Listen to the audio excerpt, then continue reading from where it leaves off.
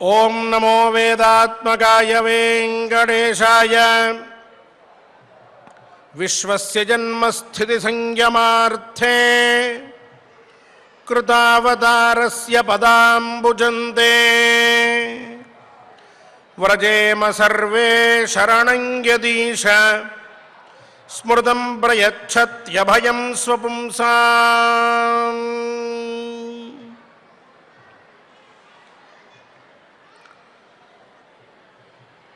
అఖిలాండ కోటి బ్రహ్మాండ నాయకుడైన ఆదిమధ్యాంతరహితుడైన సకల గుణ సమోపేతుడైన శ్రీనివాసస్వామి వారి దివ్యానుగ్రహ విశేషంతో భారతం పంచమో వేద అని చెప్పినట్లుగా పంచమ వేదమైన భారతాన్ని మనందరం కూడా అవిచ్ఛిన్నంగా వ్యాఖ్యాన సహితంగా పారాయణం చేసుకుంటూ ఉన్నాం. దివ్యమైనటువంటి అదృష్టం మనకి ఉండడం బట్టే సద్గ్రంథ పారాయణం చేయడం అనేటటువంటిది జరుగుతూ ఉన్నది. ఆ అదృష్టాన్ని మనకి అందజేసినటువంటి వారు తిరుమల క్షేత్రాధిపతి అయిన శ్రీనివాసమూర్తి స్వామివారి దివ్యానుగ్రహ సిద్ధికై మనం ప్రతిదినం ప్రయత్నం చేస్తూ ఉన్నాం. ఒక్క క్షణం చాలదా ఆయన అనుగ్రహం మన మీద ప్రసరింపడానికి? ఆ క్షణంతో మనకి సకల కళ్యాణములు కలగడానికి ఆ క్షణం కోసమై స్వామివారిని ప్రార్థిస్తూ ఈనాటి పారాయణానికి సత్సంకల్పం చేసుకుందాం. దేవదేవుని ఆశీస్సులను పొందుదాం. విఘ్నేశ్వర ధ్యానం. నమస్తే గణనాథాయ గణానాం పతగే నమః. భక్తి ప్రియాయ దేవేశ భక్తేభ్యః సుఖదాయక. శ్రీనివాస ధ్యానం అనంత వేద సంవేద్యం నిర్దోషం గుణసాగరం అతీంద్రియం నిత్యముక్తం శ్రీనివాసం భజే నిశం. శ్రీకృష్ణ ధ్యానం వందే నవఘనశ్యామం పీతకౌశేయవాససం సానందం సుందరం శుద్ధం శ్రీకృష్ణం ప్రకృతేః పరం. వ్యాసధ్యానం వేదవ్యాసం స్వాత్మరూపం సత్యసంధం పరాయణం శాంతం జితేంద్రియక్రోధం సశిష్యం ప్రణమామ్యహం. అథ సంకల్పః శ్రీమదాదివరాహ క్షేత్రే విరాజమానస్య జగద్రక్షణార్థమవతీర్ణస్య శ్రీమదఖిలాండకోటి బ్రహ్మాండ నాయకస్య శ్రీ వెంకటేశ్వర స్వామినః పరిపూర్ణానుగ్రహేణ సర్వేషాం భక్తజనానాం ఆధివ్యాధి నివృత్తి ద్వారా ఆయురారోగ్యైశ్వర్యాభివృద్ధ్యర్థం సర్వారిష్ట నివృత్తి ద్వారా సకల శ్రేయోభివృద్ధ్యర్థం ధర్మార్థకామమోక్షాఖ్య చతుర్విధ పురుషార్థ సిద్ధ్యర్థం సమస్త పాపక్షయార్థం శ్రీ పరమేశ్వర ప్రీత్యర్థం శ్రీమన్మహాభారతే వనపర్వణి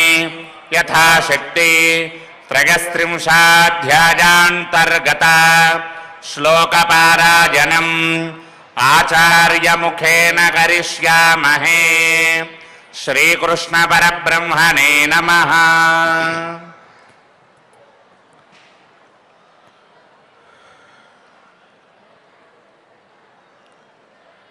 నారాయణం నమస్కృత్య నరం చైవ నరోత్తమం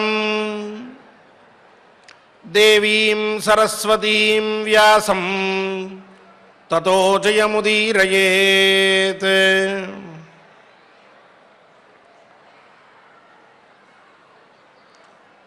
సర్వథా ధర్మనిత్యంతు పురుషం ధర్మదుర్బలం త్యజతస్తాత్ ధర్మార్థం ప్రయతం దుఃఖ సుఖే యథా.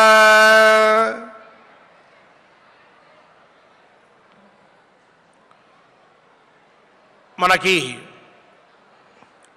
పురుషార్థ చతుష్టయం అని చెప్పబడి ఉన్నాయి.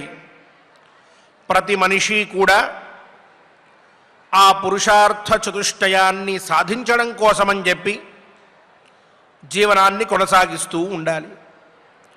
మన నిత్య జీవితంలో వాటి కోసమని ప్రయత్నం చేస్తూ ఉండాలి. ఏమిటి ఈ 4 పురుషార్థాలు? పురుషార్థ చతుష్టయం అంటే 4 పురుషార్థాలు అని తెలుస్తోంది. ఏమిటివి అంటే మొట్టమొదటిది ధర్మము, రెండవది అర్థము, మూడవది కామము, నాల్గవది మోక్షము. ఇతఃపూర్వం కూడా మనం ధర్మ అర్థ కామాల విషయంలో విస్పష్టంగా చెప్పుకున్నాం.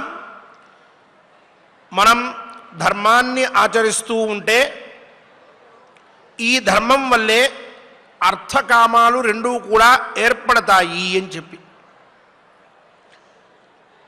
ప్రస్తుతం భీమసేనుల వారు ధర్మరాజుతోటి నువ్వు ధర్మం ధర్మం అని ఆలోచిస్తూ ఉన్నావు, అరణ్యవాసమే చెయ్యాలి, ప్రతిజ్ఞ చేశాను కాబట్టి, జూదంలో ఓడిపోయాను కాబట్టి, అందువల్ల నేను ఇచ్చిన మాట తప్పినట్లయితే అది అధర్మం అవుతుంది అని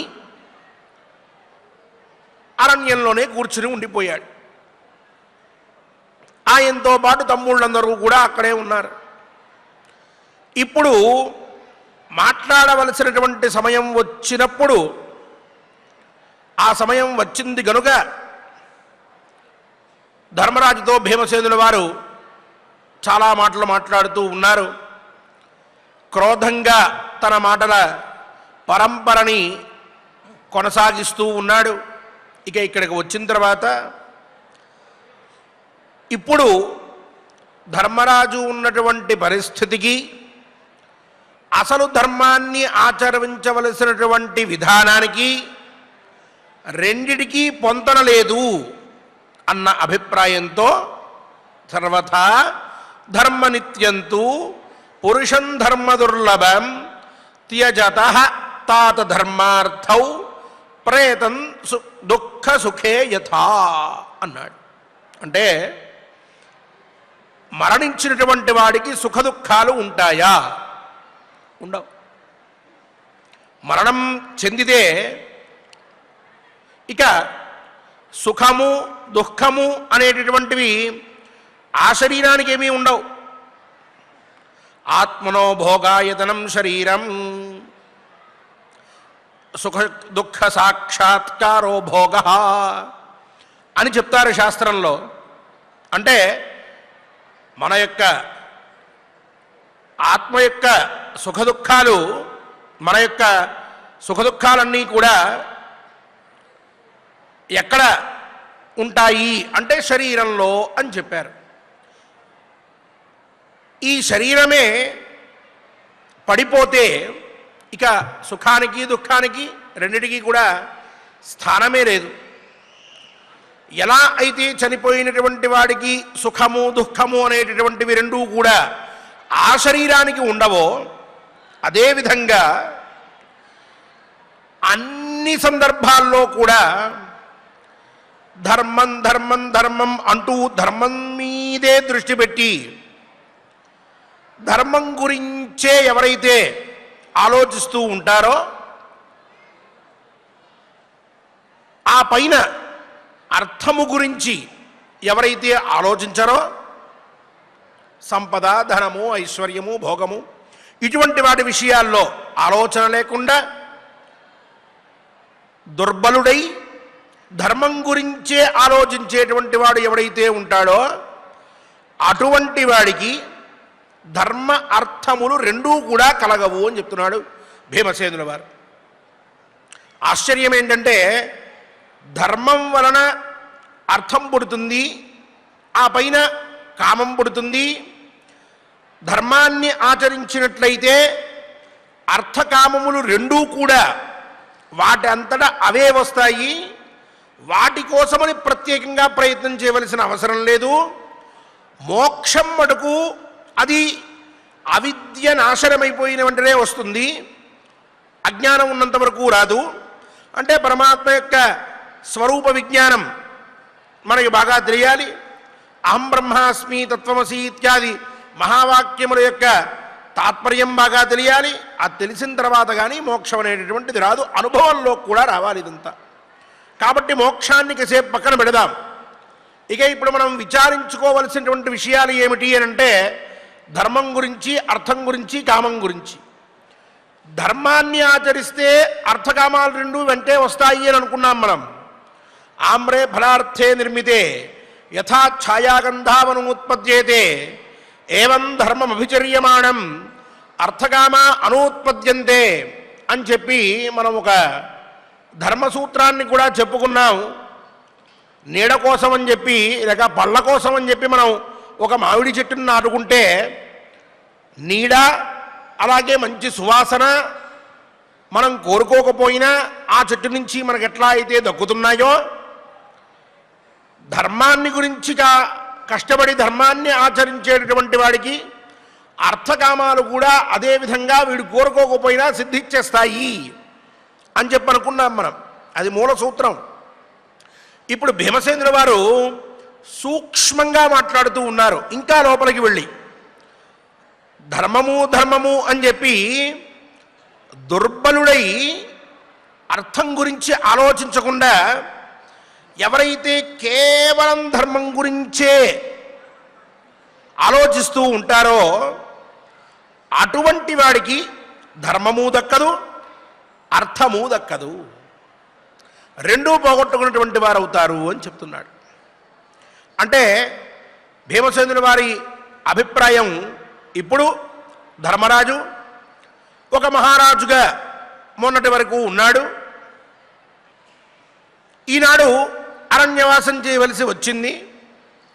క్షత్రియ ధర్మం ఏమని చెప్పాడు అంటే, ఎప్పుడైనా సరే శత్రువు మనల్ని అన్యాయం చేసి మన దగ్గర ఉన్నటువంటి ఐశ్వర్యాన్ని లాక్కుంటే పురుష ప్రయత్నంతో, పౌరుషంతో అతను లాక్కున్నటువంటి ఐశ్వర్యాన్ని మళ్ళీ పరాక్రమంతో క్షత్రియుడు చేజిక్కించుకోవాలి తప్ప ఇలా కూర్చోకూడదు, ఇది ధర్మం కాదు అన్నాడు.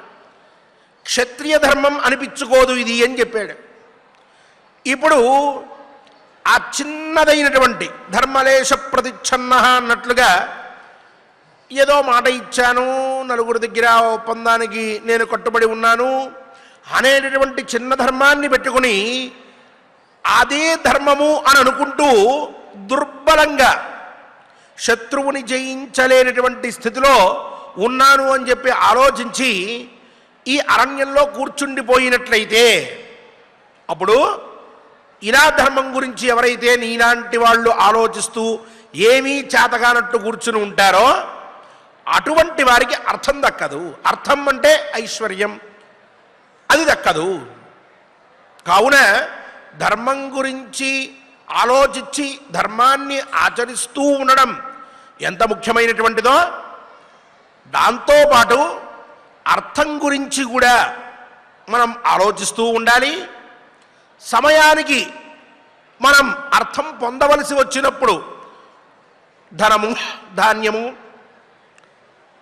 ఐశ్వర్యము ఇటువంటివి పొందవలసి వచ్చినప్పుడు తప్పక వాటి గురించి మనం ప్రయత్నం చేయాలి అన్నగారు అని చెప్పి యస్య ధర్మో హి ధర్మార్థః క్లేశభాక్ నస పండితః నస ధర్మస్య వేదార్థం సూర్యస్యాంధః ప్రభామివ.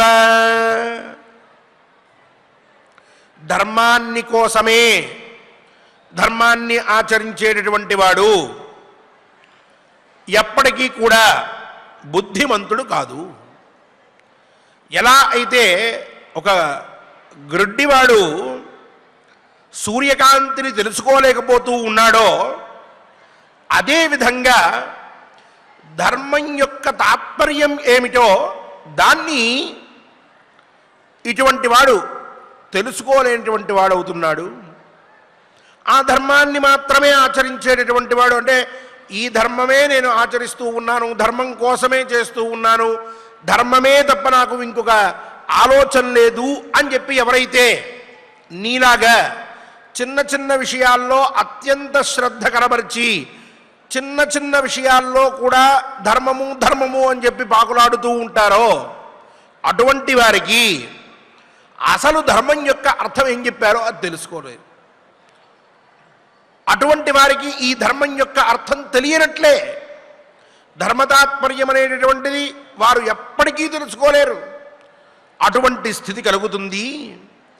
యస్య చ అర్థార్థమేవార్థః సచనార్థస్య కోవిదః రక్షేత భృతకోరణ్యే యథా గాస్తాదృగేవ సహ. సరే, ధర్మం ధర్మం అని చెప్పి ధర్మం కోసమే నిత్యము జీవనాన్ని వృథా చేసుకోవద్దు, ధర్మం యొక్క తాత్పర్యం తెలుసుకోవాలి అని అన్నాడు భీమసేనుల వారు. బాగుంది. ఇప్పుడు ఇంకొక అతను అంటాడు, అయ్యా ధర్మం గురించే కాదు, పోనీ అర్థం గురించే నేను కష్టపడతా. డబ్బు సంపాదించడం, భోగాలు అనుభవిస్తూ ఉండడం, ఐశ్వర్యాన్ని సంపాదిస్తూ ఉండడం, ఆ ఐశ్వర్యాన్ని అనుభవిస్తూ ఉండడం, ఇదే నేను పరమతాత్పర్యం అని అనుకుంటాను. ఎవరికి కూడా నా అర్థాన్ని ఇవ్వను. ఎందుకు? జాగ్రత్తగా మనం ఇక్కడ పరిశీలిస్తే భీమసేనుల వారు మాట్లాడేటటువంటి మాటల్లో ఉన్న ఆ లోతు స్పష్టమవుతుంది. ధర్మం గురించి ఆలోచిస్తూ అర్థాన్ని విడిచిపెట్టవద్దు అంటున్నాడు ఆయన. అలా అని చెప్పి అర్థం విడిచిపెట్టద్దన్నారు కదా అని సంపాదనే ముఖ్యం, నా కడుపు నిండితే చాలు, నేను సంపాదించిన ప్రతి రూపాయి మీద నాకే అధికారం ఉన్నది, నేను ఎవరికీ కూడా ఒక్క రూపాయి కూడా దానం చెయ్యను, ఒక్క ధర్మకార్యం చెయ్యను, ఈ డబ్బంతా నేనే అనుభవిస్తాను అని చెప్పి, అంటే ధర్మం మీద కేవలం దృష్టితోటి ఉన్నటువంటి వాడు ఎట్లా అయితే ఇబ్బంది పడుతూ ఉంటాడో, కేవలం అర్థం మీద మాత్రమే దృష్టి పెట్టి డబ్బే సర్వస్వం అని అనుకునేటటువంటి వాడు, యస్యచ అర్థార్థమేవార్థ సచనార్థస్య కోవిద, ఆ డబ్బే సర్వస్వం అని జీవనం కొనసాగించేటటువంటి వాడికి, ఎవడైతే తను సంపాదించేటటువంటి ధనం అంతా కూడా తన ధనాన్ని వృద్ధిపరుచుకోవడానికే, ఓ 30 లక్షలు ఉన్నాయనుకోండి, ఇంకో 1,00,000 రూపాయలు 31వ లక్ష అవ్వడం కోసం సంపాదిస్తాను తప్ప ఈ 1,00,000 అయినా కనీసం ఇంకోటికి దానం చెయ్యను. 1 కోటి ఉందంటే 2వ కోటిని నేను దాచుకోవడానికే సంపాదిస్తాను, కానీ 2వ కోటి అయినా సరే ఎవరికైనా దానం చేద్దాం, ధర్మం చేద్దాం అని ఆలోచించను అని ఎవరైతే లోకంలో డబ్బు వెంటబడి దాన ధర్మాలో పుణ్యపాపాలో వీటి గురించి ఆలోచన మానేసి పుణ్యకార్యాలు ఏమీ ఆలోచించక ఆచరించక డబ్బు గురించే వాళ్ళు జీవనాన్ని కొనసాగిస్తూ ఉంటారో, వాడు కూడా నిజంగా ఈ రెండవది ఉందే ధర్మ అర్థాలో అర్థం, దాని యొక్క తత్వాన్ని తెలుసుకున్నటువంటి వాడు కాదు. ఇంకా చెప్తూ ఉన్నాడు, రక్షేత భృతకోరణ్యే యథాగాహ తాదృగేవ సహా. ఈ మాట మనకి లోకంలో చాలా చోట్ల కనిపిస్తూనే ఉంటుంది. ఇప్పుడు డబ్బు కోసమని చెప్పే జీవితాంతం కష్టపడి ఎవరికీ ఇవ్వక తను అనుభవించక ఎంతసేపు కూడబెట్టుకోవాలి అని చెప్పి ఆలోచిస్తూ ఎంతో కష్టపడి కొంతమంది డబ్బు సంపాదిస్తూ ఉంటారు. అటువంటి వారు ఆ డబ్బుని బాగా సంపాదించుకున్న తర్వాత అది అనుభవిద్దాం అని అనుకుంటున్నప్పుడో లేక ఎవరికైనా ఇద్దాం అని అనుకుంటున్నప్పుడో పుడుక్కుని వెళ్ళిపోతారు. చూస్తే కొన్ని లక్షల లేక కోటో 2 కోట్లో డబ్బు ఉంటుంది. ఏ రోజు కొత్త బట్ట కట్టడు, నలుగురికి అన్నం పెట్టడు, ఒకరికి దానం చేయడు, ఓ ధర్మకార్యం ఆచరించడు, పక్కింటి వాడికి రూపాయి కూడా ప్రయోజనం లేకుండా చేస్తాడు.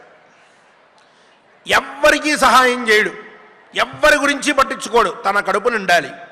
వచ్చిన రూపాయిని తీసుకువెళ్ళి బీరువాలో పెట్టుకోవాలి, ఇంకా ఎక్కువైతే బ్యాంకులో వేయాలి. దాని మీద ఇంకెక్కడ వడ్డీ ఎక్కువ ఇస్తారో అక్కడికి తీసుకెళ్ళి డిపాజిట్ చేయాలనుకుంటాడు తప్ప, ఓ 50 లక్షలు ఉంది, 5,000 రూపాయలు ఎవరికైనా దానం చేద్దాం, బాగా చదువుకునే పిల్లవాడికి పుస్తకాలు కొనిద్దాం, రోడ్డు మీద పడిపోయినటువంటి వాడికి బట్టలు తీసుకెళ్ళి కొనిద్దాం పుట్టినరోజు నాడు, ఇలాంటి ఆలోచనలు అస్సలు రావు. చిన్న చిన్న విషయాల్లో కూడా లెక్కలు వేసుకుని రాసుకుని అవన్నీ మడతబెట్టుకుని బీరువాలో పెడుతూ ఉంటారు. ఏనాడైతే అనుభవించాలనో లేక ఎవరికైనా కొడుకులకో ఇంకోరికో ఇద్దామనో అనుకుంటూ ఉంటారో అటువంటి వారు వెంటనే వెళ్ళిపోతారు. ఈ డబ్బు ఏమైంది? భీమసేనుల వారు చెప్తూ ఉన్నారు, మనం ఒక పనివాడిని పెట్టుకుంటాం. దేనికి అంటే, మన దగ్గర 10 ఆవులు ఉంటే ఆవుల్ని తీసుకుని వెళ్ళి మేత మేయించి వాటితోటి మళ్ళీ తీసుకొచ్చి ఇంటి దగ్గర కట్టేయాలి గోష్ఠంలో. దానికోసం అతన్ని పెట్టుకుంటాం. అతను బయలుదేరి ఈ 10 ఆవుల్ని తీసుకుని వెళ్తూ ఉంటాడు. లోకంలో చూసినటువంటి వారు ఈ 10 ఆవులు ఇతనవేమో అనుకుంటూ ఉంటారు. ఇతను వెళ్ళి ఆ 10 ఆవులతో ఉదయం నుంచి సాయంత్రం దాకా కాలక్షేపం చేసి తీసుకొచ్చి వాటిని మళ్ళీ మన ఇంట్లో కట్టేస్తూ ఉంటాడు. అతని గురించి తెలియనటువంటి వాళ్ళు ఈ 10 వీడివే అనుకుంటూ ఉంటారు. కానీ ఇవి వీడివి కాదు, ఎవరో యజమాని డబ్బు ఇస్తే ఆ డబ్బు కోసం అని చెప్పి ఈ పని చేస్తూ ఉన్నాడు. ఎలా అయితే తనది కానటువంటి దాని గురించి తను కష్టపడి జీవితాంతం 4 రూపాయలు తెచ్చుకుందామని చెప్పి శక్తియుక్తులన్నీ వాడుతూ ఉంటాడో, ఎంత జీవనం కొనసాగించినా ఆ 10 ఆవులు తనవి కావో, అదేవిధంగా దానం ధర్మం చెయ్యనటువంటి వాడి యొక్క డబ్బు అలాగే వేరే వాడికి వెళ్ళిపోతూ ఉంటుంది. ఇంకొకడి కోసం వీడు ఇన్నేళ్ళు కష్టపడి సంపాదించినటువంటి వాడు అయ్యాడు తప్ప, ఎలా అయితే ఆ పశువుల కాపరి ఇంకొకరి కోసం తన సమయాన్ని శక్తిని అన్నిటినీ కూడా వెచ్చించి ఆ ఆవుల్ని రక్షిస్తూ కష్టపడుతూ ఉన్నాడో, ఇతను కూడా ఈ డబ్బుని మొత్తాన్ని కూడా వేరొకడికి ఇవ్వడం కోసం ఇన్ని రోజులు గార్డియన్గా ఉన్నాడు. ఈ జన్మకి వాడికి అంతే. వచ్చే జన్మలో ఏమన్నా పరమాత్మ అనుగ్రహిస్తే 4 రూపాయలు తినే యోగ్యత పుడుతుందేమో కానీ ఈ జన్మ వరకు మటుకు వీడికి ఈ డబ్బు రక్షించడమే. విచిత్రం ఆలోచిస్తే, విచిత్రాన్ని మనం జాగ్రత్తగా గమనిస్తే, ఎవడైతే ఇట్లా రూపాయి పక్కవాడికి కూడా ఇవ్వకుండా లెక్క పెట్టుకుని మరీ లోపల వేసుకుని ఇది అదే అనేటువంటి భ్రమతోటి ఎప్పటికో నేను దీన్ని అనుభవిద్దామనేటువంటి ఆలోచనతో ఎప్పటికీ అనుభవించలేక అనుభవిద్దామనుకుంటున్నప్పుడు నాదంతా పోతోంది అనేటటువంటి బాధతోటి ఎవరికీ ఇవ్వలేక తను ఉంచుకోలేక దాన్ని రక్షించలేక నానా కష్టాలు పడి మొత్తానికి ఇంకా డబ్బు పెంచాలనేటటువంటి తాత్పర్యం పోక చెట్ట చివరి శ్వాస వరకు కూడా డబ్బు డబ్బు డబ్బు అని చెప్పి తిరిగి రూపాయి కట్టబడి 1 లక్ష 2 లక్షలో 10 లక్షలో 1 కోటి రూపాయలు చేశాడో, అటువంటి వాడి కొడుకు ఎవడైతే పుడతాడో ఆ మహానుభావుడు ఈ రూపాయి ఈయన ఎంత కష్టపడైతే సంపాదించి లోపల పెట్టాడో దీనంతటినీ కూడా ఓ సంవత్సరంలోనో లేక 6 నెలల్లోనో 2 ఏళ్లలోనో హారతి కర్పూరంగా మొత్తం కరిగించేసి రోడ్డు వచ్చి పడుతూ ఉంటాడు. ఆ వీధిలో ఉన్నటువంటి వారందరూ మాట్లాడుకుంటూ ఉంటారు, వీళ్ళ నాన్న ఉన్నాడండి, బతుకున్నంత వరకు పిల్లికి బిచ్చం కూడా పెట్టలేదు, ఎంగిలి చేత్తోడి కాకిని విసరలేదు, అలా సంపాదించాడు, వీడు పుట్టాడు వాడికి మొత్తం సంవత్సరంన్నరలో స్వాహ, ఇంకేం మిగలలేదండి, అంతా అయిపోయింది, ఇంకేం మిగలలా, ఏం చెప్పుకోవడానికి ఏం లేదు, మేమేదో పెద్ద గొప్పవాళ్ళం అనుకుంటారు కానీ అబ్బే అవన్నీ పాత మాటలు లేండి అని మాట్లాడుకుంటూ ఉంటారు వాళ్ళు. అంటే చూడండి, ఆ జీవితం మొత్తం ఈ రూపాయి కోసమే కష్టపడ్డాడు ఆయన మహానుభావుడు. వీడు వీడి జీవితం మొత్తం దాన్ని ఖర్చు పెట్టడానికే పుట్టాడు. ఇప్పుడు ఈ మహానుభావుడు సంపాదించినటువంటి ఈ డబ్బు ఎవరి కోసం అంటే ఈ కొడుకు కోసం. అంటే ఆయన రక్షిస్తూ ఉన్నాడు, దీన్ని వీడు భక్షిస్తూ కూర్చున్నాడు. ఏమన్నా ఉపయోగం ఉందా వీళ్ళిద్దరి వల్ల? వాడా రూపాయి ఎవరికి దానం చేయలే, వీడా ఆ రూపాయిని సద్వినియోగం చేయలే. ఈ మహానుభావుడేమో ఎక్కడికో వెళ్ళి వేటిలోనో పెట్టేశాడు మొత్తం రూపాయలన్నీ కూడా. హారత కర్పూరంలాగా కరిగిపోయింది. ఆయనేమో నలుగురు పొట్టగొట్టి తీసుకొచ్చాడు, అది పోయింది. ఇద్దరి వల్ల ఏముంది ప్రపంచానికి ఉపయోగం?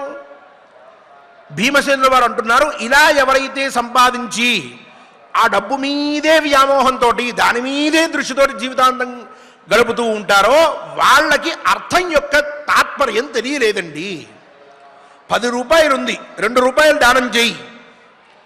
కనీసం ఈ 2 రూపాయలు దానం చేసినటువంటి కార్యం వల్ల పుట్టినటువంటి పుణ్యం నువ్వు చచ్చిన తర్వాత ఆ లోకంలో ఉపయోగపడుతుంది అంటున్నాడు. ఇప్పుడు ఈ మహానుభావుడు 1 కోటి రూపాయలు సంపాదించాడు, రూపాయి దానం చేయలే. ఏం మిగిలింది అక్కడ? ఏం లేదు. అక్కడికి వెళ్ళిన తర్వాత వాళ్ళంతా అంటారు, అయ్యా నీ బ్యాంక్ అకౌంట్లో ఏం పుణ్యం ఏం లేదు, బయలుదేరి డైరెక్ట్గా ఆ నరకానికే వెళ్ళాలి నీలాంటి వాళ్ళు అంటారు. అక్కడికి తీసుకెళ్ళి నానాగోళ్ళు చేస్తూ ఉంటారు. ఈ వ్యక్తికి డబ్బు సంపాదించడం ఎట్లానో తెలిసింది, కానీ డబ్బుని వినియోగించుకోవడం ఎట్లానో తెలియట్లేదు. ఏమిటి తాత్పర్యం అంటే అర్థం యొక్క తాత్పర్యం, దాని యొక్క తత్వం తెలియకపోవడం వల్ల. ఇంకొక పెద్ద విశేషం ఏంటంటే 10 రూపాయలు ఉన్నప్పుడు 4 రూపాయలు ఖర్చు పెడితే ఇంకో 10 రూపాయలు వస్తుంది. అది డబ్బులో ఉన్నటువంటి మహాత్మ్యం. 10కి 12 రూపాయలు ఖర్చు పెడితే కొంప కూలుతుంది, కానీ 4 రూపాయలు ఖర్చు పెడితే మళ్ళీ 10 రూపాయలు ఎలా సంపాదించాలో మనకు తెలుస్తుంది. 10 రూపాయల్లో 9 రూపాయలు దాచుకుని 1 రూపాయితో బ్రతుకుతాను అని అంటే ఆ పైనంతా కూడా 10 రూపాయల దాకా ఆగిపోతుందని తప్ప ఆ పైన సంపాదించడం తెలియదు. ఆర్థిక శాస్త్రవేత్తలు బాగా తెలిసినటువంటి వాళ్ళు చెప్పేటటువంటి మాట ఇది. డబ్బే డబ్బును పుట్టిస్తుంది అన్నంలో మొట్టమొదటి సూత్రం చెప్తూ ఉంటారు వాళ్ళు. ముందు మీరు ఎంత ఖర్చు పెడుతున్నారో, ఎలా ఖర్చు పెడుతున్నారో చూసుకోండి. అప్పుడు మిమ్మల్ని మీరే ప్రేరేపించుకుంటారు ఇంకో 4 రూపాయలు సంపాదించడానికి. ఖర్చే తెలియకపోతే లాగడం కూడా మీకు తెలియదు. కాబట్టి ముందు ఖర్చు అలవాటు అవ్వాలి. మితిమీరిన ఖర్చు కాదు, సామాన్యమైన ఖర్చే, కానీ తెలియాలి. ఇలాంటివి అర్థం యొక్క తత్వాలు, తాత్పర్యాలు. అవి తెలియకుండా వాళ్ళు జీవితాంతం వృధా చేసుకుంటారు అని చెప్తున్నాడు భీమసేనుల వారు. భర్తృహరి సుభాషితాలు అని చెప్పి మహానుభావుడు మహాత్ముడైన భర్తృహరి శతకత్రయం రాశారు. దాంట్లో మొట్టమొదటి శతకంలో దానం భోగోనాశ తిస్రో గతయో భవంతి విత్తస్య యన్నదదాదిన భుంక్తే తస్య తృతీయాగతిర్భవతి అని చెప్పాడు. డబ్బుకి 3 అవస్థలు ఉంటూ ఉంటాయట. మొదటిది దానం, రెండవది భోగం, మూడవది నాశనం. మొట్టమొదటి నువ్వు దానం చేశావా, సద్వినియోగం అయినట్లే. రెండవది నువ్వు కడుపు నిండా అనుభవించావా, సద్వినియోగం అయినట్లే. యన్నదదాతిన భుంక్తే, ఎవడైతే రూపాయి ఇవ్వడో, రూపాయిని తినడో వాడి డబ్బు ఏమవుతుంది అంటే తస్య తృతీయాగతిర్భవతి, వాడి డబ్బంతా నాశనం అయిపోతుంది తప్ప ఎందుకు పనికిరాదని చెప్పాడు కొన్ని 100 ఏళ్ల క్రితం. ఈనాటికి నిత్య సత్యమైనటువంటి మాట. మనం ప్రపంచంలో ఇలాంటి కేసులను చాలా చూస్తూ ఉంటాం. అందువల్ల డబ్బు యొక్క వినియోగం, దాని యొక్క అవసరం, దాని యొక్క ఆవశ్యకత, ఇవన్నీ ఎంతవరకో తెలుసుకున్నంతవరకు ప్రవర్తించాలి తప్ప, అన్నగారు నేను ధర్మం యొక్క తాత్పర్యం తెలియలేదు అనేటువంటి మాట, కేవలం ధర్మాన్ని ఆశ్రయిస్తానంటే, అలాగే డబ్బు యొక్క తాత్పర్యం తెలియకపోవడం అంటే కేవలం అర్థమే అని అనుకోవద్దు. ధర్మము ఉండాలి, దాంతోపాటు అర్థము కూడా ఉండాలి. ఈ రెండూ ఉంటే కామం అనేటటువంటిది ఎట్లా కుదురుతుందో తెలుస్తుంది. ఇవన్నీ కూడా ఒకదానికి ఒకటి ఇంటర్ రిలేటెడ్గా ఉన్నటువంటివి, దేనికి దానికి విడివిడి కాదు. అందువల్ల నువ్వు ఇప్పుడేం చేస్తున్నావు, ఈ అరణ్యంలో కూర్చుని చిన్న ధర్మం అనేటటువంటి దాన్ని పట్టుకుని ధర్మం అంటున్నావు.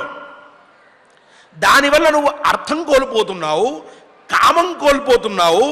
ఈ రెండూ కోల్పోయినటువంటి ధర్మం దేనికి ఉపయోగపడుతుంది? ఆ రెండూ కలగకపోతే నువ్వు చేసే ధర్మమే కాదు. మనం కూడా మొదట్లో చెప్పుకున్నాం, ఎప్పుడు నువ్వు ధర్మాన్ని ఆచరిస్తావో అర్థకామాలు వాటంతటా అవే వస్తాయి అని అనుకున్నావు. ఈ అర్థకామాలు రానటువంటి ధర్మం ధర్మం కాదు. నువ్వు ఇప్పుడు అది ఆచరిస్తానని చెప్పి ఇక్కడ కూర్చుంటూ ఉన్నావు, ఇది తప్పు అంటున్నాను నేను. చూడండి భీమసేనుల వారి యొక్క తాత్వికత, ఆయన మాట్లాడేటటువంటి విధానం ఇంత గంభీరంగా ఇంత లోతుగా ఉంటూ ఉంటుంది. అలా మాట్లాడుతూ ఇక అతివేలం హ్యోర్థార్థి నేతరావనుతిష్టతి సవధ్య సర్వభూతానాం బ్రహ్మహేవ జుగుప్సితః. హద్దు మీరిపోయి అతివేలం ఇక విజృంభించేసి ఎక్కడ దొరికినా సరే రూపాయిని వదిలిపెట్టకూడదు అని చెప్పి ఎవరైతే డబ్బుని మాత్రమే సంపాదించడం మొదలు పెడతారో, ఇలాంటి వాళ్ళు ధర్మాన్ని కామాన్ని, ఇప్పుడు మూడోది వచ్చేరింది. ఇప్పటిదాకా ధర్మం గురించి అర్థం గురించి మాట్లాడుకున్నాం, ఇప్పుడు కామం గురించి కూడా మాట్లాడుతున్నాడు. కామము అంటే లోకంలో ఉండేటటువంటి మామూలుగా మాట్లాడేటటువంటి కామం అని కాదు అర్థం. కామము అంటే కోరిక అని అర్థం. ఒక వస్తువును చూసి ఇది నాది కావాలి అని కోరుకోవడం, ఒక వస్తువును చూసి ఇది నేను అనుభవించాలి అని అనుకోవడం, ఒక పదార్థాన్ని చూసి ఇది నేను తినాలి అని అనుకోవడం, ఒక వస్తువును చూసి ఇది నేను పొందాలి అని అనుకోవడం, ఇటువంటి వాటిని కామము అని చెప్పి మాట్లాడుతూ ఉంటారు.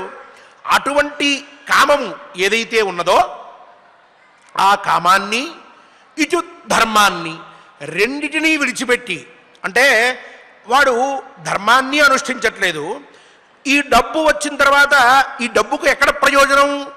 కామంలో ప్రయోజనం. ధర్మానికి ప్రయోజనం అర్థంలో, అర్థానికి ప్రయోజనం కామంలో.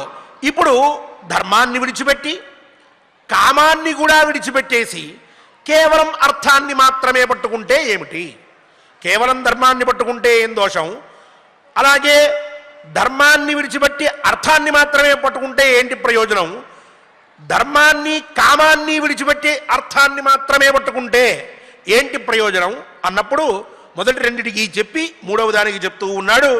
ఎవరైతే ఇలా ధర్మాన్ని కామాన్ని వదిలిపెట్టి అర్థం మీద మాత్రమే జీవితాన్ని మొత్తాన్ని వృధా చేసుకుంటారో, అంటే డబ్బులు సంపాదించుకుంటూ ఉండడం, ఇంకా ఇంకా ఆస్తులు పెంచుకోవాలనుకుంటూ ఉండడం, ఏ ఊళ్ళో పడితే ఆ ఊళ్ళో కొనేద్దాం అనుకోవడం, స్థలాలు ఇళ్ళు వాటిని ఇంకా ఇంకా పెంచుకుంటూ ఉండడం, ఇక జీవితాంతం ఇదే పని.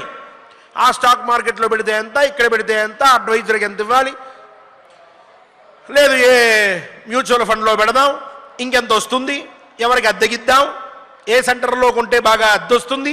జీవితం ఇంతే. ఇంకా ఉదయం లేచిన దగ్గర నుంచి రాత్రి పడుకునేంత వరకు కూడా ఇదే ఆలోచన, వేరే ఆలోచన లేదు. ఇక నిద్ర కూడా పట్టదు, సుఖంగా పడుకోడు, ఏ కోరిక ఉండదు, ఏ ఆలోచన ఉండదు, ఓ పూజ లేదు, పునస్కారం లేదు. నేను మాట్లాడితే నేను చాలా ప్రాక్టికల్గా ఉంటానండి, ఇదొక పిచ్చి మాట. అలా అన్నవాడే ఉన్నాడు అసలు ప్రాక్టికల్గా. ఇలా మాట్లాడుతూ జీవితాన్ని మొత్తాన్ని డబ్బు కోసం, డబ్బు విషయంలో శ్రద్ధ చూపించడం కోసం ఎవరైతే వృథా చేసుకుంటారో అటువంటి వాడు బ్రహ్మహత్యా పాతకాన్ని పొందుతూ ఉన్నాడు. సహా బ్రహ్మహేవ జుగుప్సిత. ఆ బ్రహ్మహత్యా పాతకం చేసినటువంటి వాడిని మనం ఎంత నీచంగా చూస్తామో అటువంటి వాడిగా వీడు కూడా చూడదగినటువంటి వాడు. అంతేకాక సవధ్య సర్వభూతానాం, అటువంటి వాడు అందరి చేత చంపదగినటువంటి వాడు. అంటే అందరి చేత వాడు విసర్జించదగినటువంటి వాడు. వాడిని అసలు మనం పరిగణలోకి తీసుకోవడం అనవసరం. వాడి దగ్గర మంచితనం గురించి కానీ, వాడి దగ్గర జాలి దయ ఇటువంటి వాటి గురించి కానీ, వాడి దగ్గర ధర్మం పుణ్యం వీటి గురించి కానీ అసలు మాట్లాడడం మన అవివేకం అవుతూ ఉంటుంది. అలా కేవలం డబ్బు కోసం ఆలోచించేవాళ్ళు అలా ఉంటారన్నయ్య. అందువల్ల ధర్మాన్ని, ఇటు అర్థాన్ని, ఆ పైన కామాన్ని, ఈ మూడింటినీ కూడా సరి సమానంగా ఆలోచించుకుంటూ జీవితంలో ముందరికి వెళ్తే అభ్యుదయాన్ని పొందుతాము అని తన అన్నగారితో మాట్లాడుతూ, ఇక అర్థం మాత్రమే అని చెప్పేంతవరకు చెప్పాడు. కామాన్ని మాత్రమే ఆశ్రయిస్తే వచ్చే దోషం ఏమిటి? లేక అర్థాన్ని విడిచిపెట్టి కామాన్ని మాత్రమే ఆశ్రయిస్తే వచ్చేటటువంటి దోషం ఏమిటి? ధర్మాన్ని కూడా విడిచిపెట్టి కామాన్ని ఆశ్రయిస్తే వచ్చేటటువంటి దోషమేమిటి, అసలు కామం అంటే ఏది, దాన్ని ఎలా మనం నిర్వచించగలం అనేటటువంటి విషయాల్ని ధర్మరాజుతో పంచుకుంటూ తన అభిప్రాయం, అసలు ఏ వయసులో ఏ విధంగా ప్రవర్తించాలి, 20 ఏళ్ల వాడు దేని గురించి ఆలోచించాలి, వాడి బుద్ధంతా దేని మీద ఉండాలి, ఆ పైన ఓ 40 ఏళ్ళు దాటినాయి ఇప్పుడు వీడి దేని గురించి ఆలోచించాలి, 60 ఏళ్ళు దాటినాయి వాడి తత్వం ఎలా ఉండాలి అనేటటువంటి విషయాల్ని ధర్మరాజుకి భీమసేనుల వారు చెప్తూ మనమున్న పరిస్థితుల్లో మనకి ఇప్పుడు ఏది ముఖ్యమో అనేటటువంటి విషయాన్ని చెప్పబోతూ ఉన్నాడు. సప్రమాణంగా సహేతుకంగా అవి ఏ విధంగా ఉన్నాయో ఆ మాటలు రేపటి రోజున మనందరం కూడా తెలుసుకుంటూ, డబ్బు మన జీవితంలో భాగం అవ్వాలి తప్ప మన జీవితం డబ్బు అయిపోకూడదు, మన జీవితం డబ్బు కోసం కాకూడదు. డబ్బును మినహాయించి మనం పొందాల్సిన సుఖాలు, పొందే ఆనందాలు చాలా ఉంటాయి. అంత మాత్రాన డబ్బొద్దు అని ఎవ్వరూ అనుకోవడానికి లేదు. అది కూడా చాలా ముఖ్యమే. దాని గురించి కూడా భీమసేనుల వారు పైన చెప్తూ ఉంటారు. ధనం ఎంత ముఖ్యమైనటువంటిదో, దేనికైనా ఒక లిమిట్ ఉంటుంది, ఓ పద్ధతి ఉంటుంది, ఒక వ్యవహారం ఉంటుంది. వాటిని దాటి ముందుకు వెళ్తే అనర్థం కలుగుతుంది అనేటువంటి విషయాలను చెప్తూ ఉన్నాడు. కావున మన నిత్య జీవితాల్లో ధర్మ అర్థ కామములు 3 సరిసమానంగా మనకి ఉండవలే.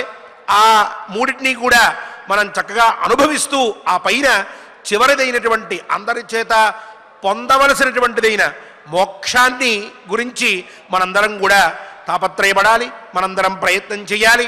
ఆ విధమైన బుద్ధి వికాసం మనకు కలగాలని స్వామివారిని ప్రార్థిస్తూ ఆచార్యముఖంగా అత్యద్భుతమైనటువంటి శ్లోకాల్ని చక్కగా పారాయణ చేసుకుందాం. ఓం నమో వెంకటేశాయ. ఓం నమో వెంకటేశాయ. చక్కగా ఆచార్యుల వారి ద్వారా భీమసేనుల వారు ఉపదేశించినటువంటి పురుషార్థ చతుష్టయముల గురించి మనం చక్కగా తెలుసుకున్నాం. ఎప్పుడు కూడా ధర్మాన్ని ఖచ్చితంగా ఆచరించాలి. ధర్మము ద్వారా అర్థము కామము, అర్థం అంటే చెప్పుకున్నాం సంపద అని, కామము అంటే కోరిక అనుకున్నాం. ఈ రెండు కూడా ధర్మాన్ని ఆశ్రయించే ఉండాలి. అలాగే కేవలము ధర్మమును మాత్రమే ఆచరిస్తూ అర్థాన్ని కామాన్ని వదిలిపెట్టి నేను ఏదో ఇలా ఉండి ఈ విధంగా ఉంటాను అని చెప్పి కుటుంబాన్నంతా కూడా వదిలేయటం అనేటటువంటిది సబబు కాదు. కాబట్టి ధర్మాన్ని ఆశ్రయించే అర్థకామములు రెండూ కూడా ఉండాలి, అది సమానంగా ఉండాలి అని చక్కగా మనం ఆచారాల ద్వారా మనం తెలుసుకున్నాం. అంతటి విశేషమైనటువంటి శ్లోకాలని మనం ఇక పారాయణం చేసుకుందాం. స్వామివారి యొక్క అనుగ్రహాన్ని పొందుదాం. సర్వథా ధర్మ నిత్యంతు, సర్వథా ధర్మ నిత్యంతు, పురుషం ధర్మ దుర్బలం, పురుషం ధర్మ దుర్బలం, త్యజతస్తాత ధర్మార్థౌ, త్యజతస్తాత ధర్మార్థౌ, ప్రేతం దుఃఖ సుఖే యథా, ప్రేతం దుఃఖ సుఖే యథా, యస్య ధర్మో హి ధర్మార్థః, యస్య ధర్మో హి ధర్మార్థః, క్లేశభాక్ న స పండితః, క్లేశభాక్ న స పండితః, న స ధర్మస్య వేదార్థం, న స ధర్మస్య వేదార్థం, సూర్యస్యాంధః ప్రభామివ, సూర్యస్యాంధః ప్రభామివ, యస్య చార్థార్థమేవార్థః, యస్య చార్థార్థమేవార్థః, స చ నార్థస్య కోవిదః, స చ నార్థస్య కోవిదః, రక్షేత భృతకోరణ్యే, రక్షేత భృతకోరణ్యే, యథాగాస్తాదృగే వసః, యథాగాస్తాదృగే వసః, అతివేలం హి యోర్థార్థీ, అతివేలం హి యోర్థార్థీ, నేతరావనుతిష్ఠతి, నేతరావనుతిష్ఠతి, సవధ్యః సర్వభూతానాం, అవధ్యః సర్వభూతానాం, బ్రహ్మహేవ జుగుప్సితః, బ్రహ్మహేవ జుగుప్సితః. ఓం నమో వెంకటేశాయ. హరినామ సంకీర్తనం సకల పాపహరం సకల ఐశ్వర్యప్రదాయకం. ధర్మ తత్వం అంతా కూడా నామ సంకీర్తనలో ఎంతో విశేషంగా చెప్పబడి ఉన్నది.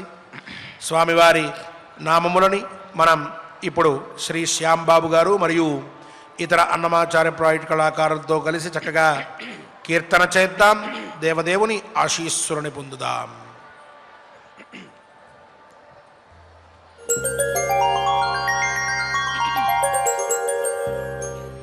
శ్రీ శ్రీనివాస గోవింద శ్రీ వెంకటేశ గోవింద శ్రీ శ్రీనివాస గోవింద శ్రీ వెంకటేశ గోవింద భక్తవత్సల గోవింద భాగవత ప్రియ గోవింద నిత్య నిర్మల గోవింద నీలమేఘ శ్యామ గోవింద పురాణ పురుష గోవింద పుండరీకాక్ష గోవింద నందనందన గోవింద నవనీత చోర గోవింద పశుపాలక శ్రీ గోవింద పాప విమోచన గోవింద దుష్ట సంహార గోవింద దురిత నివారణ గోవింద శిష్ట పరిపాలక గోవింద కష్ట నివారణ గోవింద హరి గోవింద హరి గోవింద గోకుల నందన గోవింద గోవింద హరి గోవింద గోకుల నందన గోవింద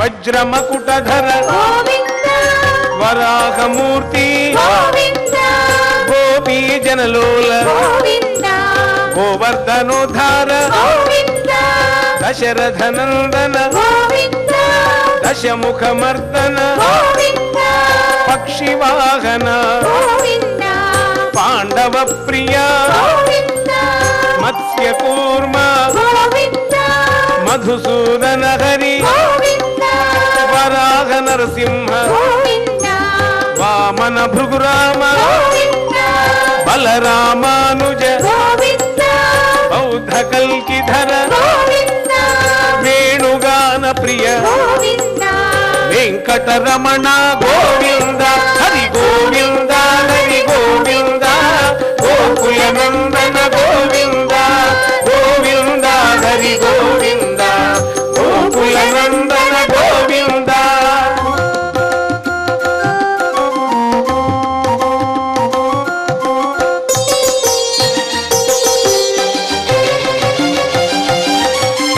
సీతానాయక గోవింద శ్రిత పరిపాలక గోవింద దరిద్ర జన పోషక గోవింద ధర్మ సంస్థాపక గోవింద అనాథ రక్షక గోవింద ఆపద్బాంధవ గోవింద శరణాగత వత్సల గోవింద కరుణాసాగర గోవింద కమల దళాక్ష గోవింద కామిత ఫలద గోవింద పాప వినాశక గోవింద పాహి మురారే గోవింద శ్రీముద్రాంకిత గోవింద శ్రీవత్సాంకిత గోవింద ధరణీ నాయక గోవింద దినకర తేజ గోవింద హరి గోవింద హరి గోవింద గోకుల నందన గోవింద గోవింద హరి గోవింద గోకుల నందన గోవింద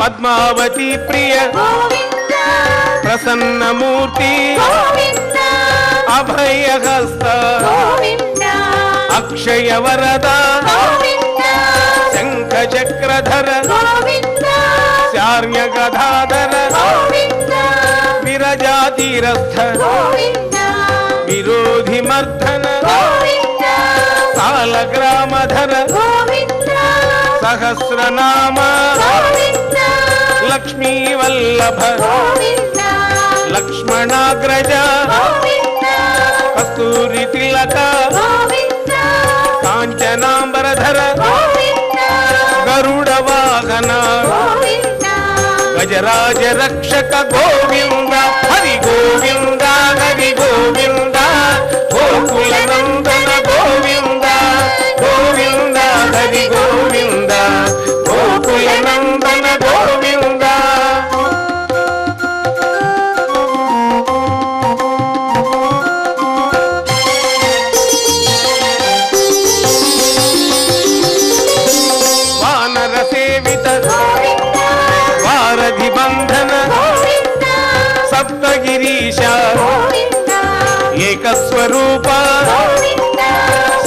రామకృష్ణ గోవింద రఘుకుల నందన గోవింద ప్రత్యక్ష దేవ గోవింద పరమదయాకర గోవింద వజ్ర కవచధర గోవింద వైజయంతి మాల గోవింద వడ్డీ కాసులవాడ గోవింద వసుదేవతనయ గోవింద బిల్వ పత్రార్చిత గోవింద భిక్షుక సంస్కృత గోవింద శ్రీ పుంరూప గోవింద శివకేశవమూర్తి గోవింద హరి గోవింద హరి గోవింద గోకుల నందన గోవింద గోవింద హరి గోవింద గోకుల నందన గోవింద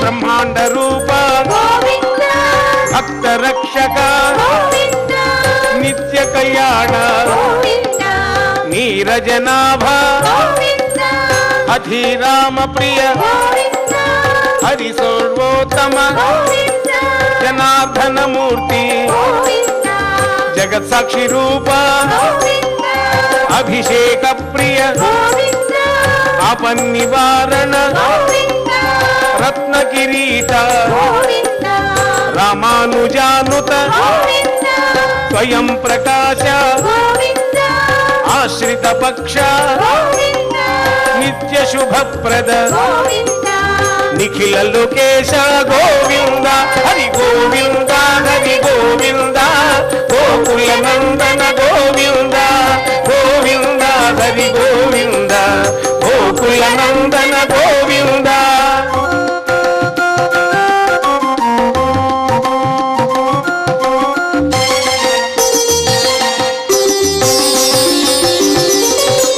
ఆనంద రూప గోవింద ఆద్యంతరహిత గోవింద ఇహ పరదాయక గోవింద ఇభరాజ రక్షక గోవింద పరమ దయాళు గోవింద పద్మనాభ హరి గోవింద తిరుమల వాస గోవింద తులసీ వనమాల గోవింద పరమ దయాళు గోవింద శశాయిని గోవింద మత్స్యావతార గోవింద ఏడు కొండలవాడ గోవింద హరి గోవింద హరి గోవింద గోకుల నందన గోవింద గోవింద హరి గోవింద గోకుల నందన గోవింద గోవింద హరి గోవింద గోకుల నందన గోవింద గోవింద హరి గోవింద గోకుల నందన గోవింద గోవింద హరి గోవింద గోకుల నందన గోవింద గోవింద హరి గోవింద గోకుల నందన గోవింద గోకుల నందన గోవింద గోకుల నందన గోవింద గోకుల నందన గోవింద గోకుల నందన గోవింద ఏడుకొండలవాడ వెంకటరమణ గోవింద గోవింద ఆమలముక్కులవాడ ఆరాధక గోవింద గోవింద అడుగడుగుతుంటారవాడ వెంకటేశ గోవింద గోవింద శ్రీ శ్రీనివాస శ్రీ వెంకటేశ గోవింద గోవింద గోవింద గోవింద.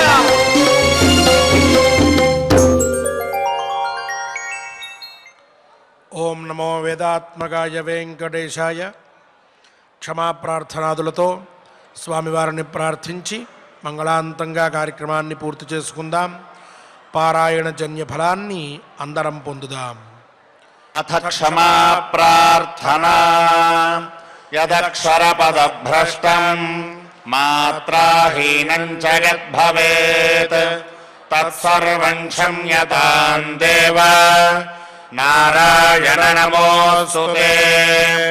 అథ లోకక్షేమ ప్రార్థనా స్వస్తి ప్రజాభ్యః పరిపాలయంతాం న్యాయేన మార్గేణ మహీం మహిషాః.